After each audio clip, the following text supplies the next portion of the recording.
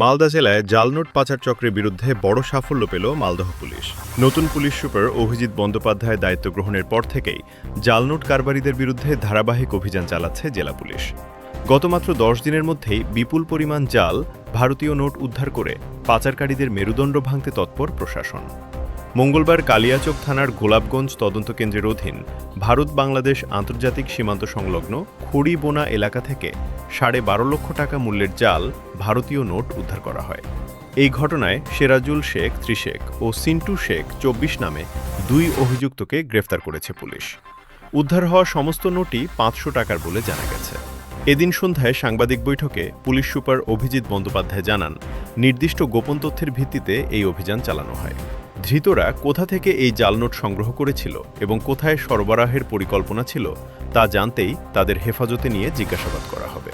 Police super আরও জানান, গত 10 দিনে মালদহ জেলার বিভিন্ন এলাকা থেকে মোট 26,88,000 টাকা মূল্যের জাল নোট উদ্ধার করা হয়েছে এবং মোট 4 জনকে গ্রেফতার করা হয়েছে।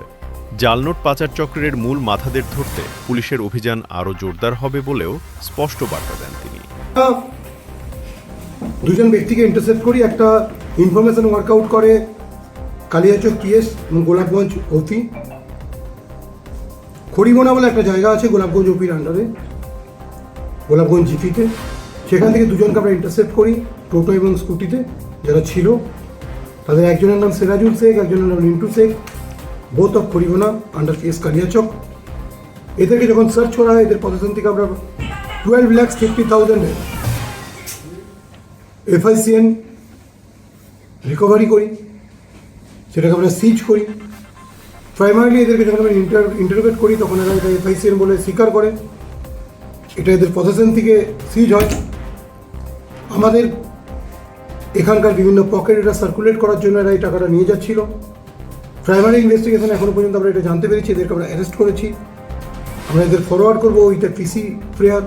এদেরকে পুলিশ রিমান্ডে নেওয়া হবে।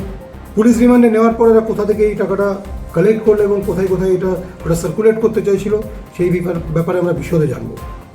এই প্রসঙ্গে আমরা বলে রাখি লাস্ট 10 ডেজে আমরা এই FICN-এর যে র্যাকেট আছে সেটাকে বাস্ট আউট করার জন্য যে অপারেশন চালাচ্ছি স্পেসিফিক ইনফরমেশনের উপর বেস করে, তাতে আমরা প্রায় 26,88,000 FICN সিজ করেছি। ম্যাক্সিমামটাই 500 রুপিসের ডিনোমিনেশনের যে 500 রুপিসের যে কারেন্সি নোট আছে সেটাকে তারা কপি করেছে। এবং আমরা 4 জন এর সাথে যুক্ত ব্যক্তিকে অ্যারেস্ট করেছি, তাদেরকে রিমান্ডে নেওয়া হয়েছে।